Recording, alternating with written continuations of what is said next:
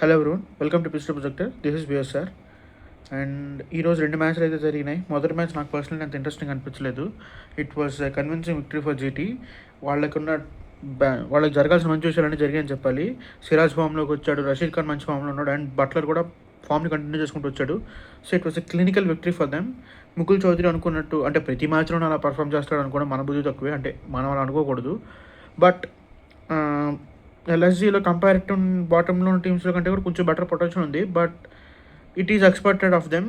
కొంచెం స్ట్రాంగర్ టీమ్స్తో ఇలానే ఇబ్బంది పడే ఛాన్సెస్ ఉన్నాయని. So there is nothing to say about that match. It's just a clinical victory for GT అంతే. But now comes the big match, Mumbai versus RCB. Head to head record last 4 encounters or 6 encounters చూసుకుంటే RCB 6 times గెలిచింది 2021 నుంచి. ముంబై 2 సార్లు మాత్రమే గెలిచింది. So here CSK మీద ఎంత అయితే డామినెన్స్ ఉందో ఎంఐ మీద కూడా అంతకంటే కొంచెం ఎక్కువ డామినెన్స్ చూపిస్తూ వచ్చింది.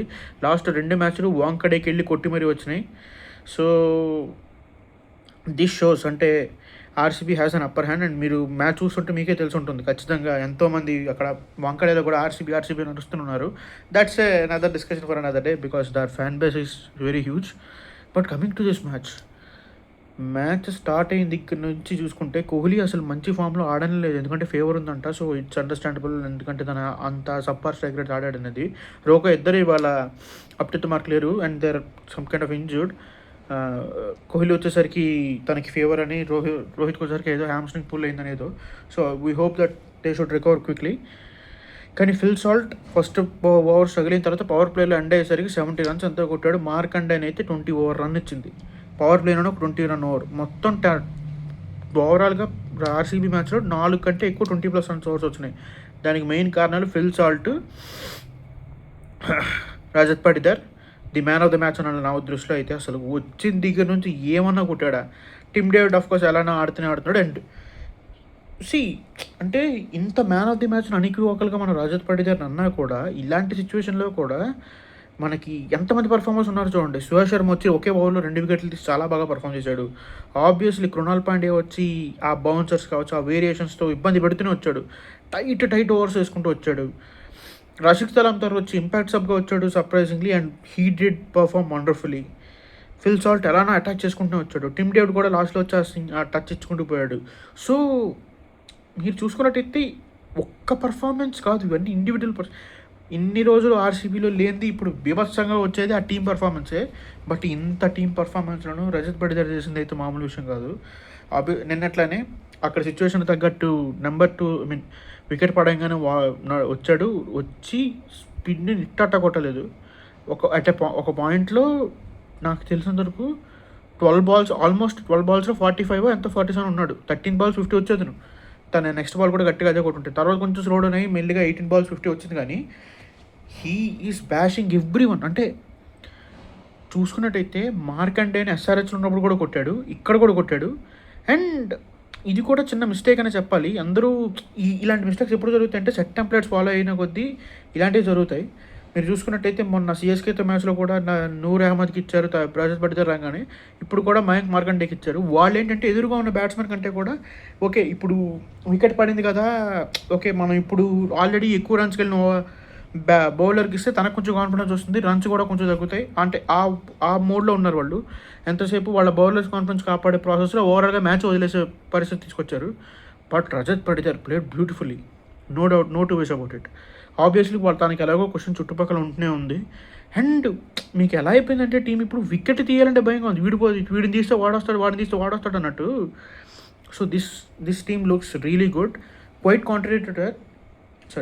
Contrary to that Mumbai Indians టీంకి వచ్చేసరికి అలా ఏమాత్రం లేదు. వాళ్ళకున్న టీంకి వాళ్ళకున్న మైటీ ముంబై అనేదానికి వాళ్ళ పర్ఫార్మెన్స్ ఏమాత్రం మైటీగా లేదు. లాస్ట్ వాళ్ళకి వచ్చిన అఫ్కోర్స్ మీకు చెప్పడం మర్చిపోయాను, వచ్చిన 20 runs ఓవర్ ఒకే ఒకటి, అది కూడా లాస్ట్ ఓవర్ వచ్చింది.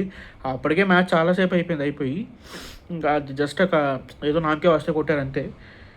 ఆ టీంలో చూసుకుంటే మీకు హిట్టర్స్ ఉన్నారు, బట్ రైట్ ప్లేస్లో రాలేదేమనిపిస్తుంది నాకు ఎందుకు. అఫ్కోర్స్ తిలక్ వర్మ మంచి ఫామ్లో లేడు, తొందరగా అవుట్ అవుతున్నాడు. అండ్ చాలా వరకు ప్లేయర్స్ వాళ్ళకి కూడా కొంచెం ఫామ్లో లేకపోవడం కూడా వాళ్ళకి big concern. Trent Boult form అనేది వాళ్ళకి చాలా బిగ్ కన్సర్న్. బుమ్రా వికెట్లు తీయడంలో ఎవరు అంత ఆలోచించాల్సిన అవసరం లేదు. బుమ్రాని జనరల్లీ ఎవరు వికెట్ అంటే తనని అటాక్ చేయడానికి ఎవరు చాలామంది వెళ్ళరు. It's very rare. అంటే తను లూజ్ బాల్ ఇస్తే తప్ప కూడా అటాక్ చేయడానికి చాలామంది వెళ్ళరు. అంటిల్ డెసిగ్నేటెడ్ అటాకర్స్ వస్తే తప్ప, ఫర్ ఎగ్జాంపుల్ టిమ్ డేవిడ్ లాంటి వాళ్ళు.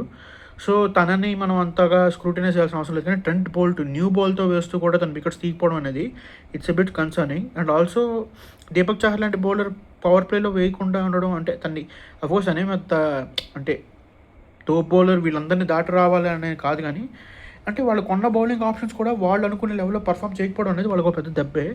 Having said that Mumbai's performance should not be like this with the kind of team that they have. అసలు వాళ్ళకున్న టీంకి అందరూ ఈ టీం చూడగానే ఫస్ట్ అందరూ ప్రైమ్ ముంబై అంటే 2020 ముంబై అన్నారు, కానీ ఇది 2020 ముంబైలో లేదు, 2023 ముంబైలో ఉంది.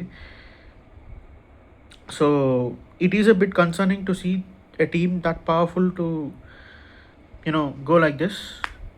మొదటి మ్యాచ్ విని రాకపోయింటే బాగున్నా చాలామంది ముంబై ఫ్యాన్స్ అయితే అనుకుంటారు ఇప్పుడు, అరే అది రాబట్టి ఇప్పుడు వరుసగా మూడు పోయినాయి. సో చూడాలి. And this is not the way that the team should go.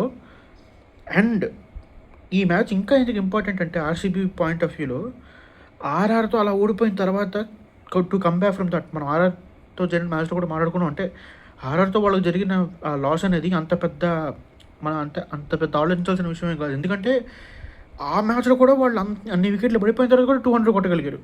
That in itself is a big thing. And అందులో కూడా మేజర్ రోల్ ప్లే చేస్తున్న రజత్ పడితారు. అందుకని తమిళలో తన్నే మెయిన్గా పెట్టాను ర్యాంపేజ్ అని.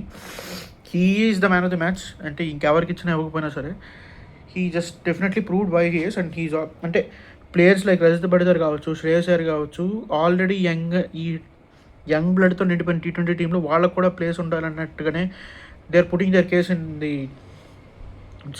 There case forward. సో చూడాలి ఏం జరుగుతుంది అనేది. This IPL looks a little bit one sided ఏమో అనిపిస్తుంది ఒక్కొక్కసారి చూస్తూ ఉంటే. The way that Punjab and RCB is playing, defending champions, defending రన్నర్అప్స్లోనే ఆడుతున్నారు నా వరకు. అండ్ మనం ఇంకా వీళ్ళని టాపులు చేయగలిగే వాళ్ళు ఎవరైనా ఉన్నారా? ఒక సర్ప్రైజ్ ఏంటంటే ఆర్ఆర్ ఒకటే. సో చూడాలి ఈ కాంటెస్ట్ ఇంకా ముందు ఎలా ఉండబోతుంది అనేది. But today is RCB's day man. So మీకు అనిపిస్తుంది ఖచ్చితంగా కామెంట్స్లో చెప్పండి. And will meet with the next one. Thank you.